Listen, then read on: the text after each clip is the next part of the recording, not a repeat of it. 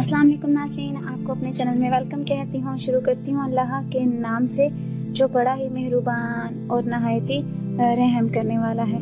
हज़रत मोहम्मद सल्लल्लाहु अलैहि वसल्लम का बचपन और हलीमा सादिया की बकरियाँ। हमें रश्क आता है कि बूढ़े आसमान पर, हवाओं, फिजाओं, मलाइका पर और हज़रत हलीमा सादिया रज़ी अल्लाह ताला अन्हा के आंगन और घर पर नस्ल इंसानी के सबसे बड़े इंसान महबूब खुदा सरदारे अंबिया सल्लल्लाहु अलैहि वसल्लम के बचपन के दिल फरेब नज़ारों, अदाओं, मुस्कुराहटों, पहला कदम, पहला लफ्ज़, चलने, दौड़ने, उठने बैठने, सोते जागते, अम्मा अम्मा करके हज़रत हलीमा सादिया का दामन पकड़ते, इनके पीछे दौड़ते, अपने रज़ाई बहन भाइयों के साथ खेलते, खाते पीते, मासूम गुफ्तगू और कायनात की सबसे प्यारी मुस्कुराहट को उन्होंने बार बार देखा। उस जमाने में अरब में दस्तूर था कि पैदाइश के बाद बच्चों को देहात से आने वाली दाइयों के हवाले कर देते थे ताकि देहात में बच्चों की निशोनुमा बेहतर हो और वो खालिस अरबी जुबान सीख सकें। हज़रत हलीमा सादिया दूसरी औरतों के हमरा अपनी बस्ती से बच्चे लेने को रवाना हुई। उनका खच्चर बहुत कमजोर और मरियल था, साथ में कमजोर और बूढ़ी ऊँटनी थी जो बहुत आहिस्ता चलती और इसकी वजह से हलीमा काफले से बहुत पीछे रह जाती। इसी वजह से वो सबसे आखिर में मक्का में दाखिल हुई। काफले की औरतें बार बार उन्हें कोसती कि जल्दी चलो, तुम्हारी वजह से देर हो रही है। मक्का में आकर दाई और मुख्तलिफ बच्चे ले लिए, मगर नबी करीम सल्लल्लाहु अलैहि वसल्लम को किसी ने इस ख्याल से ना लिया कि यतीम है, इनके घर से इन्हें मुआवजा मिलेगा भी या कि नहीं। यहाँ तक कि हर दाई को कोई न कोई बच्चा मिल गया, सिर्फ हजरत हलीमा रह गई। जब हजरत हलीमा को कोई बच्चा ना मिला और सिर्फ नबी करीम सल्लल्लाहु अलैहि वसल्लम रह गए तो उन्होंने अपने शोहर से कहा, मुझे ये बात बड़ी नागवार है कि मैं बगैर बच्चों के जाऊं। दूसरी औरतें भी मुझे ताना देंगी, क्यों ना हम इस यतीम बच्चे को ले लें। शोहर ने इजाजत दी। हजरत हलीमा सादिया हजरत अब्दुल मुत्तलिब के घर पहुंची। हजरत आमना रजी अल्लाह ताला अन्हा इन्हें बच्चे के पास लाईं। आप सल्लल्लाहु अलैहि वसल्लम का हुस्न जमाल देखकर हजरत हलीमा हैरान रह गईं। आप सल्लल्लाहु अलैहि वसल्लम सोए हुए थे। जो ही उन्होंने आप सल्लल्लाहु अलैहि वसल्लम के सीने पर मोहब्बत से हाथ रखा, आप सल्लल्लाहु अलैहि वसल्लम मुस्कुरा दिए और आंखें खोलकर इनकी तरफ देखने लगे। हजरत हलीमा फरमाती हैं कि मैंने देखा कि एक नूर सा आप सल्लल्लाहु अलैहि वसल्लम की आंखों से निकला जो आसमान तक पहुंच गया। हजरत हलीमा फरमाती हैं कि जब मैंने आप सल्लल्लाहु अलैहि वसल्लम को देखा और इनको लेकर अपने खच्चर पर सवार हुई तो हमारा खच्चर इतना तेज चला कि सारे काफले को पीछे छोड़ दिया, हालांकि वो सबसे पीछे रहता था। सारी औरतें कहने लगी, हैं हलीमा, क्या ये वही खच्चर है जिस पर तुम आई थी? उन्होंने जवाब दिया कि ये वही खच्चर है, बाखुदा इसका मामला अजीब है। हजरत हलीमा नबी करीम सल्लल्लाहु अलैहि वसल्लम को लेकर बस्ती पहुंची। इन दिनों ये इलाका खुश्क और कहत ज़दा था। शाम को जब उनकी बकरियां चर कर आईं तो उनके थन भरे हुए थे, हालांकि पहले इनसे दूध बहुत कम और बहुत मुश्किल से निकलता था, लेकिन उस दिन सारे बर्तन भर गए। सब ने जान लिया कि सब बरकत इस बच्चे की वजह से है। बाकी लोगों की बकरियां बदस्तूर कम दूध दे रही थी। 8 माह के हुए तो बातें करने लगे। आप सल्लल्लाहु अलैहि वसल्लम की बातें समझ में आती थी। 9 माह की उम्र में आप सल्लल्लाहु अलैहि वसल्लम बहुत साफ गुफ्तगू करने लगे। जब से आप सल्लल्लाहु अलैहि वसल्लम इस बस्ती में आए, सब लोग आप सल्लल्लाहु अलैहि वसल्लम से मोहब्बत करने लगे। जब आप सल्लल्लाहु अलैहि वसल्लम 2 साल के हुए तो हजरत हलीमा आप सल्लल्लाहु अलैहि वसल्लम को लेकर आप सल्लल्लाहु अलैहि वसल्लम की वालदा के पास आईं। चूँकि वो आप सल्लल्लाहु अलैहि वसल्लम की बरकत देख चुकी थी, इसलिए वो आप सल्लल्लाहु अलैहि वसल्लम को मजीद अपने पास रखना चाहती थी। लिहाजा वो हजरत आमना रजी अल्लाह ताला अन्हा को मनाकर फिर आपको ले आई। जब आप सल्लल्लाहु अलैहि वसल्लम कुछ बड़े हुए तो अपने दूध शरीक भाई बहनों के साथ बकरियां चराने लगे। फिर कुछ ऐसे वाकयात हुए कि हजरत हलीमा को आप सल्लल्लाहु अलैहि वसल्लम के नुकसान का डर हुआ, लिहाजा वो आप सल्लल्लाहु अलैहि वसल्लम को वापस इनकी वालदा के पास छोड़ आईं। और वो वाकयात ये हैं कि एक बार آپ صلی اللہ علیہ وآلہ وسلم اپنے دودھ شریک بھائی بہنوں کے ساتھ بکریاں چرانے گئے تو دو آدمی حضرت جبرائیل اور حضرت میکائیل علیہ السلام سفید کپڑے پہنے ہوئے آئے۔ انہوں نے آپ صلی اللہ علیہ وآلہ وسلم کو پکڑ کر لٹایا اور پیٹ چاک کیا اور کوئی چیز نکال کر باہر پھینک دی اور پیٹ پھر سے سی دیا۔ دوسری روایت سے پتہ چلتا ہے کہ وہ سیاہ رنگ کا ایک دانہ تھا۔ یہ انسان کے جسم میں شیطان کا گھر ہوتا ہے اور شیطان انسان کے بدن میں یہی سے اثرات ڈالتا ہے۔ جب حضرت حلیمہ کو یہ سب معلوم ہوا تو ڈر گئی۔ اسی طرح حضرت حلیمہ کے پاس سے ایک بار یہودیوں کی جماعت گزری تو آپ صلی اللہ علیہ وآلہ وسلم کے بارے میں تفصیلات معلوم کر کے انہوں نے آپ صلی اللہ علیہ وآلہ وسلم کو قتل کرنے کا مشورہ دیا۔ انہوں نے حضرت حلیمہ سے پوچھا یہ بچہ یتیم ہے؟ حضرت حلیمہ ان کا قتل کا مشورہ سن چکی تھی، لہٰذا انہوں نے جلدی سے اپنے شوہر کی طرف اشارہ کیا کہ نہیں، یہ رہے اس بچے کے باپ۔ تب انہوں نے کہا اگر یہ بچہ یتیم ہوتا تو ہم اسے ضرور قتل کر دیتے، اس لیے کہ پرانے کتب میں آخری نبی کی نشانیوں میں سے یہ بھی ہے کہ وہ یتیم ہوں گے۔ چونکہ حضرت حلیمہ نے کہہ دیا کہ یہ بچہ یتیم نہیں تو انہوں نے خیال کیا کہ یہ بچہ وہ نہیں ہے، لہٰذا قتل کا ارادہ ترک کر دیا۔ حضرت حلیمہ ایک بار پھر نبی کریم صلی اللہ علیہ وآلہ وسلم کو عکاس کے میلے میں لے کر آئیں۔ جاہلیت کے دور میں یہاں بڑا مشہور میلہ لگتا تھا۔ عرب کے لوگ حج کرنے آتے تو شوال کا مہینہ اس میلے میں گزارتے، کھیلتے کودتے اپنے بڑھائیاں بیان کرتے۔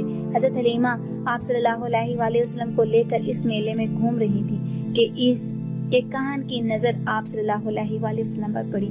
اسے آپ صلی اللہ علیہ وآلہ وسلم میں نبوت کی تمام نشانیاں نظر آ گئیں۔ اس نے پکار کر کہا لوگوں اس بچے کو مار ڈالو۔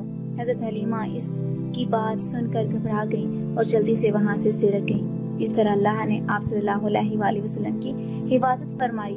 لوگوں نے کہن سے پوچھا کہ کس بچے کی بات کر رہی ہو؟ اس نے کہا معبودوں کی قسم، میں نے ابھی ایک لڑکا دیکھا ہے، وہ تمہارا دین ماننے والوں کو قتل کرے گا، تمہارے بتوں کو توڑ دے گا اور تم سب پر غالب آئے گا۔ لوگ آپ صلی اللہ علیہ وآلہ وسلم کی تلاش میں دوڑے مگر ناکام رہے۔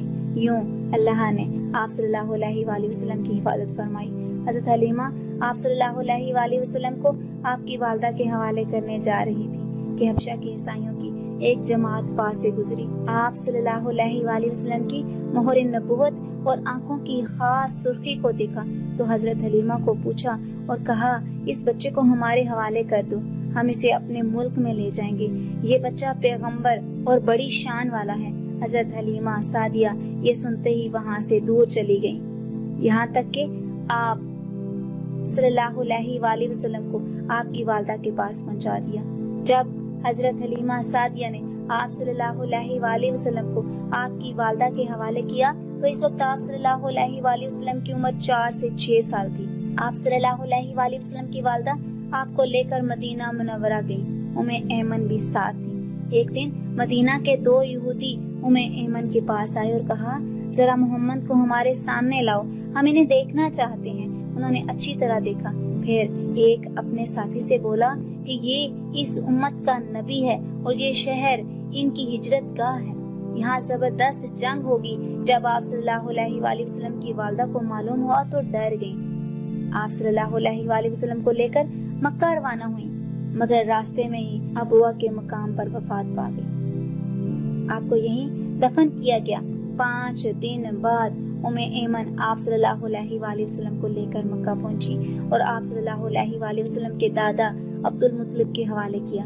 ایک روز بنو مطلج کے لوگ حضرت عبد المطلب کے پاس آئے۔ یہ لوگ قیافہ شہناز تھے، آدمی کا چہرہ دیکھ کر اس کے مستقبل کا اندازہ لگاتے تھے اور انہیں آپ صلی اللہ علیہ وآلہ وسلم کے بارے میں فرمایا اس بچے کی حفاظت کرو، اس لیے کہ مقام ابراہیم پر جو حضرت ابراہیم علیہ السلام کے قدم کا نشان ہے، اس بچے کے پاؤں کا نشان بالکل اس سے ملتا جلتا ہے۔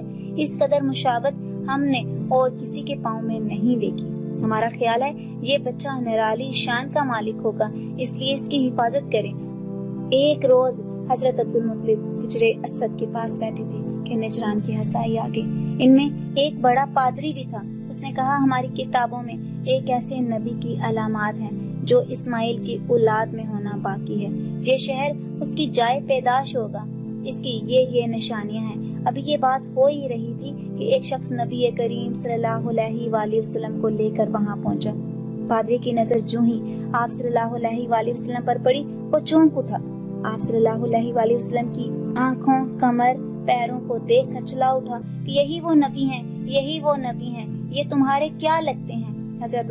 حضرت عبد المطلب نے کہا یہ میرے بیٹے ہیں۔ اس پر پادری بولا تب یہ وہ نہیں ہیں، ہماری کتابوں میں لکھا ہے کہ اس کے والد کا انتقال اس کی پیدائش سے پہلے ہو جائے گا۔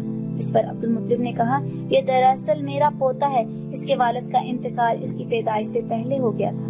پادری نے کہا ہاں یہ ہوئی نا بات، آپ اس کی پوری طرح حفاظت کریں۔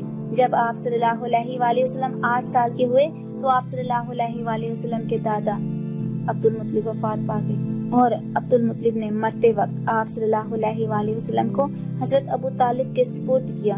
ایمن کہتی ہیں کہ جس وقت حضرت عبد المطلب کا جنازہ اٹھا تو آپ صلی اللہ علیہ وآلہ وسلم کو دیکھا کہ جنازے کے پیچھے روتے جاتے تھے۔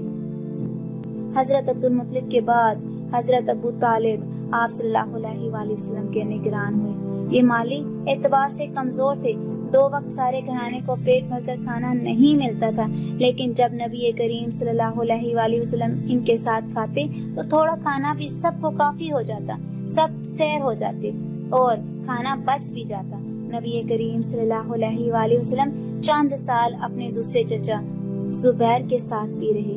ایک بار ان کے ساتھ قافلہ یمن میں تشریف لے گئے۔ راستے میں ایک وادی پر سے گزر ہوا جس میں سرکشی اونٹ رہتا تھا جو آنے جانے والوں کا راستہ روک لیتا تھا، مگر جو ہی نبی کریم صلی اللہ علیہ وآلہ وسلم کو دیکھا تو بیٹھ گیا اور اپنے آپ کو زمین سے رگڑنے لگا۔ آپ صلی اللہ علیہ وآلہ وسلم اپنے اونٹ سے اتر کر اس پر سوار ہو گئے۔ اونٹ آپ صلی اللہ علیہ وآلہ وسلم کو وادی کے پار لے گیا، پھر آپ صلی اللہ علیہ وآلہ وسلم نے اسے چھوڑ دیا۔ حضرت حلیمہ سعدیہ کے گھر والے نبی کریم صلی اللہ علیہ وآلہ وسلم سے بہت پیار کرتے تھے۔ آپ صلی اللہ علیہ وآلہ وسلم پر اپنی جان چھڑکتے ہیں۔ آپ صلی اللہ علیہ وآلہ وسلم کی آمد کی برکات سے حلیمہ سعدیہ کے گھر کے حالات پھر گئے تھے۔ حلیمہ سعدیہ کے گھر کے حالات پھر گئے تھے اور ہر وقت خوشحالی اور برکات کی بارش ہوتی رہی۔ پھر اہل خانہ اپنی خوشی اور خوش بختی پر نازاں ہوتے ہوئے کہ خدا نے ان کے گھر میں کتنی بڑی نعمت بھیج دی ہے، جبکہ نبی کریم صلی اللہ علیہ وآلہ وسلم کی آمد سے حضرت حلیمہ سعدیہ کا مقدر چمک اٹھا تھا۔ غربت بیماری کی جگہ خوشحالی نے لے لی تھی۔ آپ صلی اللہ علیہ وآلہ وسلم کے آنے سے ہر طرف خوشیاں ہی خوشیاں نظر آتی تھی۔ اہل خانہ اللہ کی اس غیر معمولی نعمت پر بہت شکر گزار تھے۔ حضور نبی کریم صلی اللہ علیہ وآلہ وسلم اپنے رضائی بہن بھائیوں سے کھیلتے، زیادہ تر حضرت شیمہ کے ساتھ کھیلتے اور حضرت حارث رضی اللہ تعالی عنہ آپ کو اپنے کندھوں پر اٹھاتے۔ حضرت حلیمہ سعدیہ فرماتی ہیں کہ حضور نبی کریم صلی اللہ علیہ وآلہ وسلم کی نشوونما بہت تیزی سے ہوئی تھی کہ دوسرے لڑکے اتنی تیزی سے نہیں بڑھتے تھے۔ آپ فرماتی ہیں کہ جب 9 ماہ کے ہوئے تو فصیح گفتگو فرماتے اور جب 10 ماہ کے ہوئے تو بچوں کے ساتھ تیر اندازی بھی فرمائی۔ حضور نبی کریم صلی اللہ علیہ وآلہ وسلم کی بہت سی شان اور طہارت تھی۔ آپ صلی اللہ علیہ وآلہ وسلم کے بچپن کی ایک اور بھی بہت نمایاں خوبی تھی۔ جنہوں نے آپ صلی اللہ علیہ وآلہ وسلم کا بچپن دیکھا وہ اس بات کا اقرار کرتے ہیں کہ بچپن میں بھی کبھی آپ صلی اللہ علیہ وآلہ وسلم نے جھوٹ نہیں بولا، کسی کے ساتھ غلط بات یا مذاق نہیں کیا، صابر اتنے کہ کبھی کسی سے مانگ کر نہیں کھایا۔ اللہ رب العزت ہم سب کو اپنی عارضی اور فانی زندگی کے ہر مرحلے میں سنت نبوی کو پیشوا بنانے کے لیے ہمیں منتخب فرمائے، آمین۔ کہ سیرت طیبہ کا اصل یہی پیغام ہے اور حضور نبی کریم صلی اللہ علیہ وآلہ وسلم سے سچی محبت اور تعلق اور ایمانی جذبہ یہی تقاضا کرتا ہے، اسی میں فلاح دارین ہے۔ آج کی اس ویڈیو میں اتنا ہی۔ اگر آپ کو میری ویڈیو اچھی لگی ہو تو لائک اور شیئر کیجیے گا اور اپنی قیمتی رائے کا اظہار کمنٹ باکس میں کرنا مت بھولیے گا۔ اپنا رکھیے گا بہت سا خیال اور مجھے رکھیے گا اپنی دعاؤں میں یاد۔ ملتے ہیں اگلی ویڈیو میں، تب تک کے لیے اللہ حافظ۔